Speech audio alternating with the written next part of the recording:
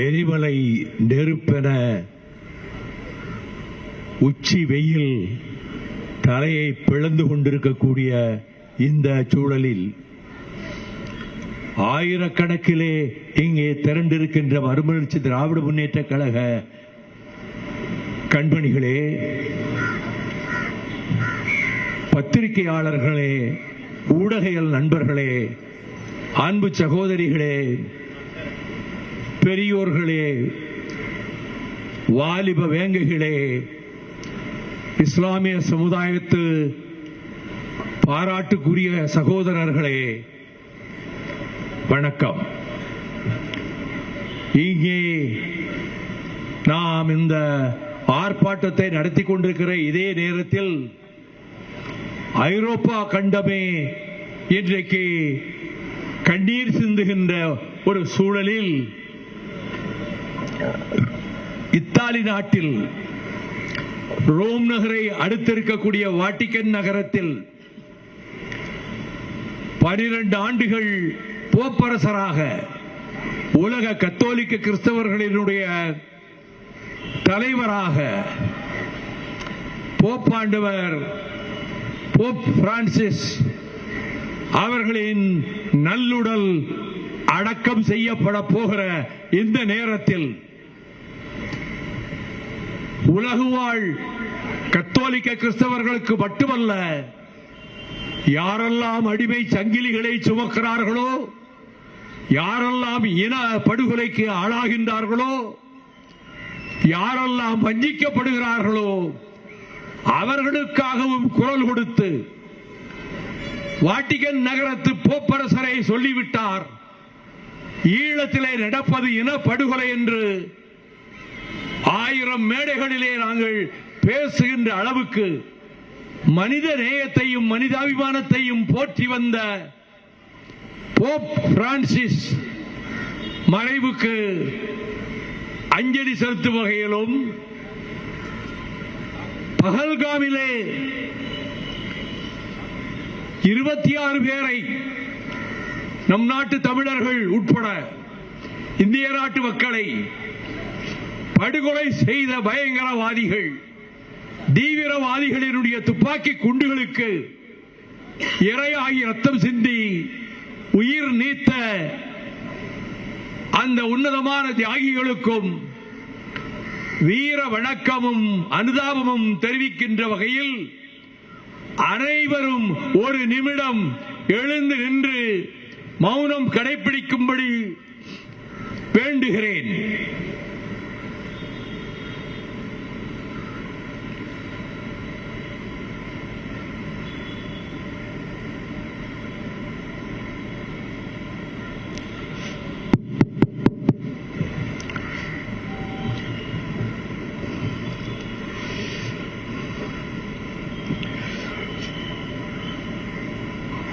ஆயிரத்தி 1998 1999 மத்தியிலே ஆட்சி அமைத்து தலைமை அமைச்சரானார் அடல் பிஹாரி வாஜ்பாய். அந்த 2 அவைகளிலும் நான் உறுப்பினராக இருந்தேன். அப்பொழுது காமன் அஜெண்டா ஆஃப் என்டிஏ, இதுதான் எங்களுடைய இலக்கு, எங்களுடைய திட்டங்கள் என்று அறிவிக்கப்பட்ட அந்த பிரகடனத்துக்கு கீழே தமிழ்நாட்டிலே இருந்து வந்த திராவிட முன்னேற்ற கழகத்தினுடைய நாடாளுமன்ற தலைவர் முரசொலி மாறன் கையெழுத்திட்டார். மறுமலர்ச்சி திராவிட முன்னேற்ற கழகத்தின் சார்பிலே அந்த அஜெண்டாவிலே நானும் கையெழுத்திட்டேன். அந்த அஜெண்டா வாஜ்பாயும் அத்வானியும் சேர்ந்து தயாரித்ததுதான். எங்கள் உறுப்பினர்களாகிய எங்களையும் சேர்த்துக் கொண்டுதான் அது தயாரிக்கப்பட்டது. அந்த நேஷனல் அஜெண்டாவிலே காஷ்மீரினுடைய சிறப்பு தகுதியை நீக்குவோம் என்ற ஒரு வார்த்தை கிடையாது. காஷ்மீரை பற்றிய அந்த நேஷனல் அஜெண்டாவிலே எந்த வரியும் எழுத வாஜ்பாய் அனுமதிக்கவில்லை. அதை போலவே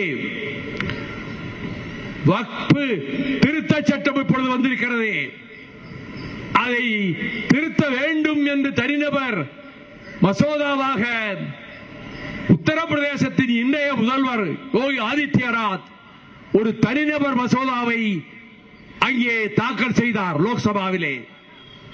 அப்பொழுது நான் எழுந்து இதை தாக்கல் செய்வதற்கே அறிமுகப்படுத்துவதற்கே அனுமதிக்க கூடாது என்று நான் சொன்னேன். இஸ்லாமிய மக்களின் ஒருவரும் தலைவரான ஜனாப் பனத்துல்லா அவர் எழுந்து என்னை ஆதரித்து இதை இந்த சபையை அனுமதிக்க கூடாது என்று சொன்னார்.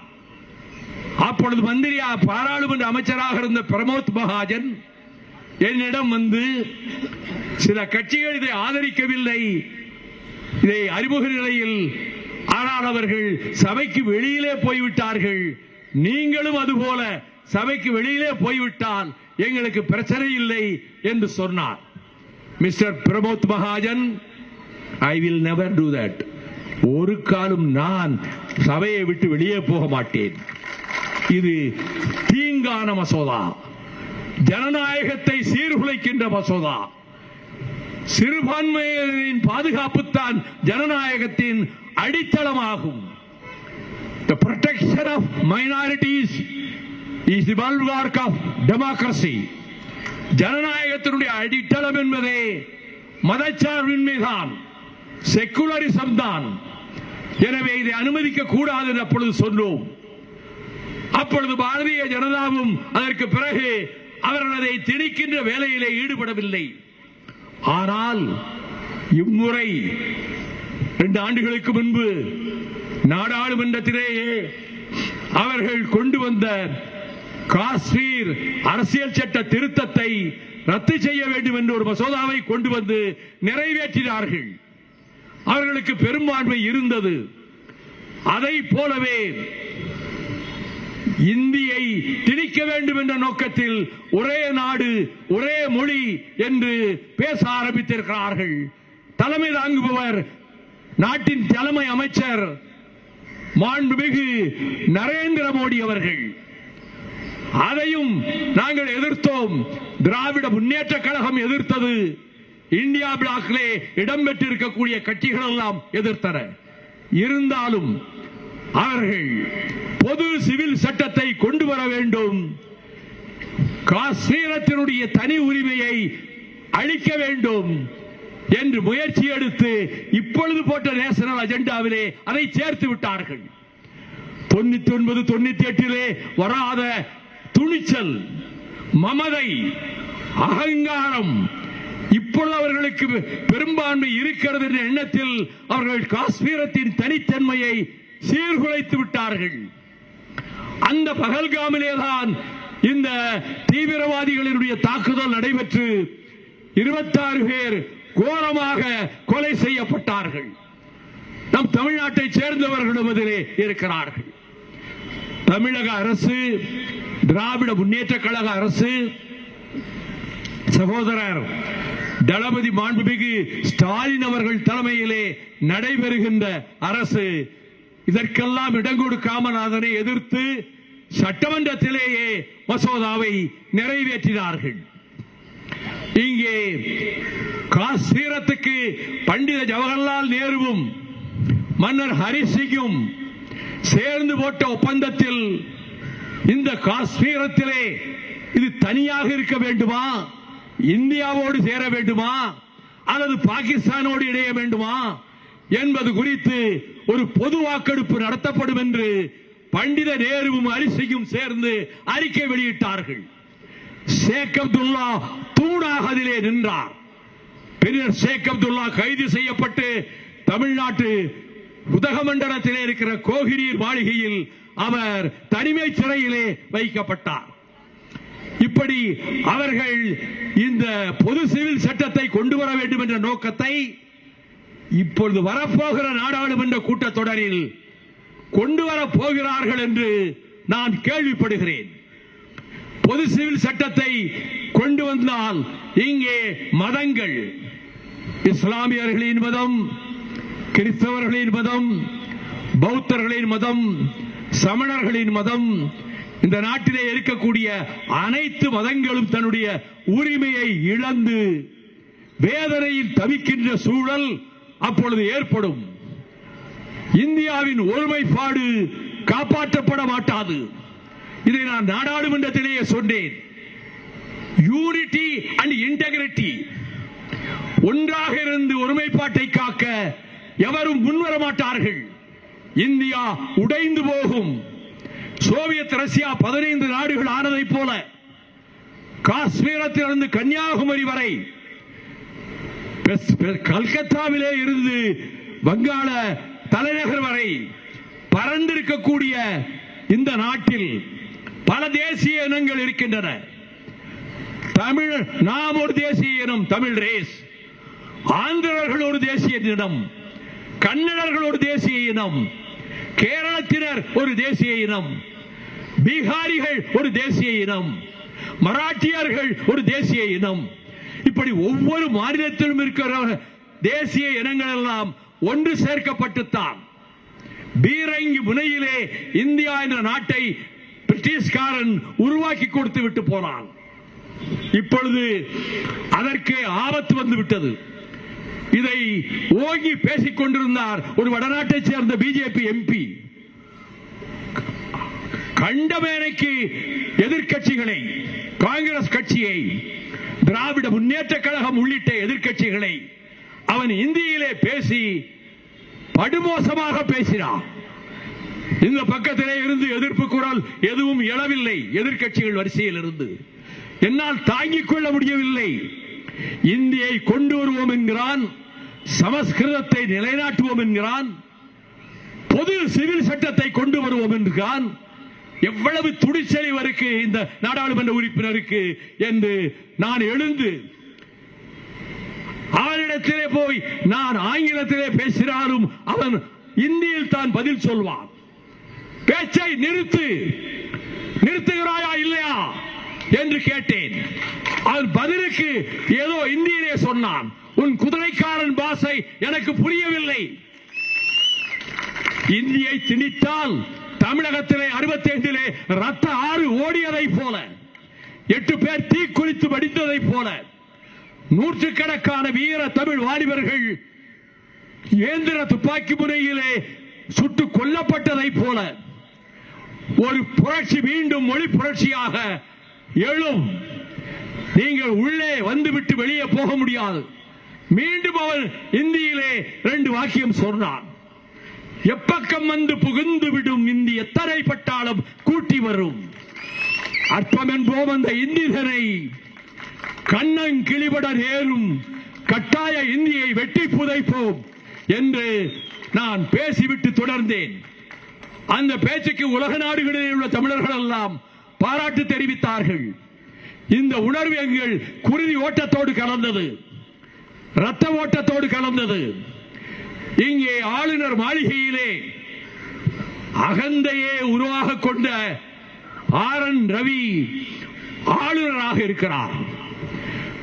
இதுவரை தமிழகத்திலே வந்த எந்த ஆளுநரும் இவரை போல தான் தோன்றித்தனமாக அகந்தையோடு ஆணவத்தோடு பேசியது கிடையாது. அவர் தந்தை பெரியார் பெயரை, அண்ணல் பாபா சாஹேப் அம்பேத்கர் பெயரை, பேரறிஞர் அண்ணா பெயரை, முத்தமிழறிஞர் டாக்டர் கலைஞர் பெயரை இங்கே உச்சரிக்க மாட்டேன் என்று முடிவெடுத்துக் கொண்டு அந்த பேச்சினுடைய அந்த பகுதிகளை எல்லாம் அவர் கடந்து அவர் விருப்பத்துக்கு பேச ஆரம்பித்தார். இது மாதிரி ஒரு ஆளுநர் நடந்து கொண்டதில்லை. முதலமைச்சர்கள் ஆளுநரை கட்டுப்படுத்தக்கூடியவர்கள் தான். அதே போல மேற்கு வங்காளத்திலே ஒரு முதலமைச்சர் இருந்தார், BC Roy, doctor BC Roy. அப்பொழுது பெருமாறி நிலத்தை அண்டை நாட்டுக்கு கொடுத்து விடுவதென்று பண்டித ஜவஹர்லால் நேரு அறிவித்திருந்தார், மசோதா கொண்டு வந்தார்.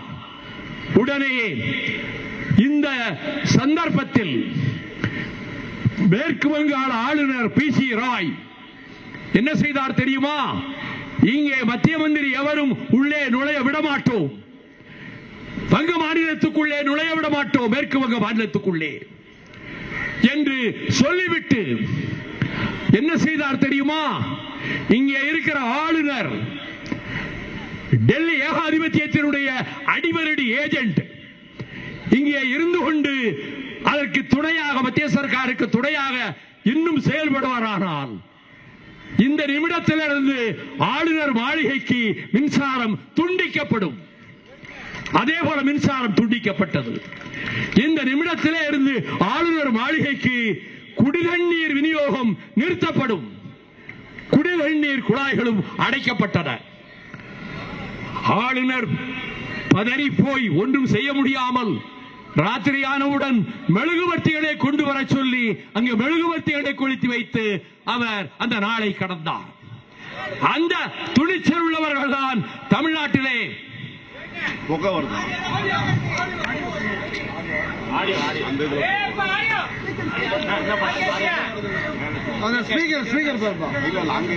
அந்த ஒயரை பிடிங்க. உட்காருங்க உட்காருங்க. ஒண்ணு இல்ல. சரி, இந்த உங்கள் நெஞ்சிலே எரிகின்ற நெருப்பு அங்கே பற்றிக் கொண்டது. அதனாலே அங்கே நெருப்பு எழுகிறது. அதை போலத்தான் தமிழர்கள் உள்ளத்திலும் இன்றைக்கு வஞ்சிர தீயாக நெருப்பு எரிகிறது. இங்கே வந்து இந்தியை திரிப்போம், சமஸ்கிருதத்தை திரிப்போம், நானே மசோதாக்களுக்கு கையெழுத்து போட மாட்டேன் என்று பல மாத கணக்கிலே 10 மசோதாக்களை குப்பை தொட்டியிலே தூக்கி எறிந்த ஆர்.என். ரவி என்கின்ற அகம்பாவம் கொண்ட ஆளுநருக்கு செவிட்டில் அளிப்பதை போல உச்சநீதிமன்றம் தீர்ப்பு கொடுத்தது. இந்த 10 மசோதாக்களையும் உச்சநீதிமன்றம் அங்கீகரிக்கிறது. இந்த 10 மசோதாக்களையும் தமிழ்நாடு முதலமைச்சர் அவர் நிறைவேற்றிக் கொள்ளலாம். இது இந்திய நாட்டின் வரலாற்றிலேயே இதுவரை நடக்காத ஒன்று. அதை போலவே 10 மசோதாக்களும் எங்கே அரங்கேற்றப்பட்டு முதலமைச்சருடைய முயற்சியால் அவையெல்லாம் சட்டங்கள் ஆகின. இந்த ஆளுநரை இங்கிருந்து வெளியே அழைத்துக் கொண்டு போய்விடுங்கள். விபரீத வேலை வேண்டாம். மோடி அவர்களே, உங்களுடைய எடுபடி ஏஜெண்டாக உங்களுடைய பிஜேபி அலுவலகத்திலே வைத்துக் கொள்ளுங்கள். காவிரி தென்பெண்ணை பாலாறு தமிழ் கண்டதோர் வையை பொருண்டே நதி என்று நதிகள் பாய்கின்ற இயற்கையின் சீதனமான இன்ப தமிழ்நாட்டில் 5000 ஆண்டுகளுக்கு முன்னாலேயே நாகரிகத்தை உலகத்துக்கு சொன்ன அன்னை தமிழ்நாட்டில் நீங்கள் இதையெல்லாம் திணிக்க முடியாது. ஆளுநர் கொட்டம் ஒடுக்கப்பட வேண்டும். அவர் இந்த சந்தர்ப்பத்தில் துணைவேந்தர்கள் மாநாட்டை கூட்டுவதற்கு அவருக்கு என்ன அதிகாரம் இருக்கிறது? உச்சநீதிமன்றம் உன் மூக்கை உடைத்ததற்கு பிறகும் என்ன தைரியத்திலே துணை ஜனாதிபதியை சிறப்பு விருந்தினராக அழைத்து வந்தார்? ஜெகதீப் தன்கர் எங்களுடைய chairman vice president of India, இந்தியாவினுடைய குடியரசு துணைத் தலைவர், அவருக்கு இங்க என்ன நடக்கிறது என்று தெரியவில்லை. அவரை அழைத்துக் கொண்டு வந்தார். நான் வருத்தப்படுகிறேன். துணை ஜனாதிபதி அவர்களே, நீங்கள் இந்த நிகழ்ச்சிக்கு வந்திருக்க கூடாது. ஆளுநருக்கும் அரசுக்கும் நடக்கின்ற மோதலை நீங்கள் ஏடுகளை புரட்டி பார்த்து தெரிந்து கொண்டால் நீங்கள் வந்திருக்க மாட்டீர்கள்.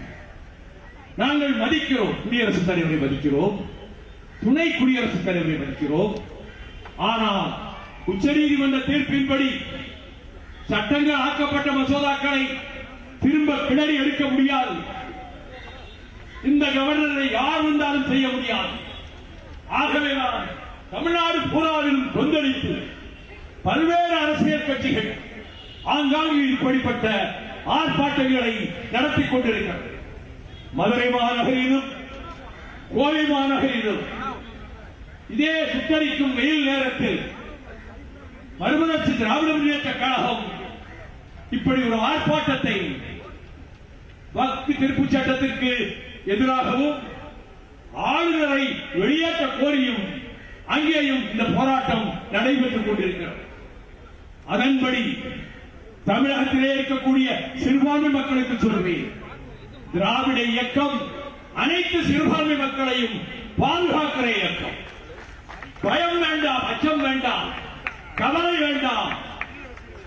அங்கே பகல்காமிலே கூட சுட்டுக் கொல்லப்பட்ட 26 பேர் தவிர மீதமிருந்த இந்தியர்களை, தமிழர்களை ஒரு 10 இஸ்லாமிய இளைஞர்கள் சுற்றி நின்று பத்திரமாக கவசம் போல் நின்று அழைத்துக் கொண்டு போய் அவர்கள் சிறைநகரிலே சேர்ப்பித்தார்கள். அவர்களும் இஸ்லாமிய இளைஞர்கள் தான், முஸ்லிம் இளைஞர்கள் தான். இதை நான் சொல்லுவதற்கு காரணம், இந்து முஸ்லிம் பகையை மூட்டிவிட RSS முனைகிறது, இந்துத்துவ சக்திகள் முனைகின்றன, RN ரவி போன்ற அடிமை ஏஜெண்டுகள் முயல்கின்றார்கள். அதற்கெல்லாம் இடம் கொடுக்க மாட்டோம். ஒன்று சேர்ந்து ஒன்றாக எழுவோம், ஒரே குரலாக எழுவோம். இந்தியை ஒழிப்போம், இந்தி திணிப்பை ஒழிப்போம், பொது சிவில் சட்டத்தை வரவிட மாட்டோம் என்ற உறுதிமொழியை எடுத்துக்கொண்டு நீங்கள் மறுமலர்ச்சி திராவிட முன்னேற்ற கழகத்தில் இப்படிப்பட்ட நிகழ்ச்சிகளுக்கு வெயிலையும் பொருட்படுத்தாமல் வந்தமைக்கு நான் தலைமை கழகத்தின் சார்பிலே அந்த சகோதர சகோதரிகளுக்கு என்னுடைய நன்றியை தெரிவித்துக் கொள்கிறேன். வாழ்க வாழ்க வாழ்கவே, பெரியார் புகழ் வாழ்கவே, வாழ்க வாழ்க வாழ்கவே, அம்பேத்கர் புகழ் வாழ்கவே, அம்பேத்கர் புகழ் வாழ்கவே, வாழ்க வாழ்க வாழ்கவே, வாழ்க வாழ்க வாழ்கவே, பேரறிஞர் அண்ணா புகழ் வாழ்கவே, பேரறிஞர் அண்ணா புகழ் வாழ்கவே, வாழ்க வாழ்க வாழ்கவே, வாழ்க வாழ்க வாழ்கவே, முத்தமிழறிஞர் டாக்டர் கலைஞர் புகழ் வாழ்கவே, முத்தமிழர் டாக்டர் கலைஞர் புகழ் வாழ்கவே, வெல்க வெல்க வெல்க தமிழக அரசு, வெல்க வெல்க வெல்க வெல்க தமிழக அரசு. வெல்க வெல்க தமிழக அரசு. எடுக்கின்ற முயற்சிகள் அனைத்திலும் முதலமைச்சர் வெற்றி பெறட்டும் என்று கூறி என்னுடைய உரையை இத்துடன் நிறைவு செய்கிறேன். நன்றி, வணக்கம்.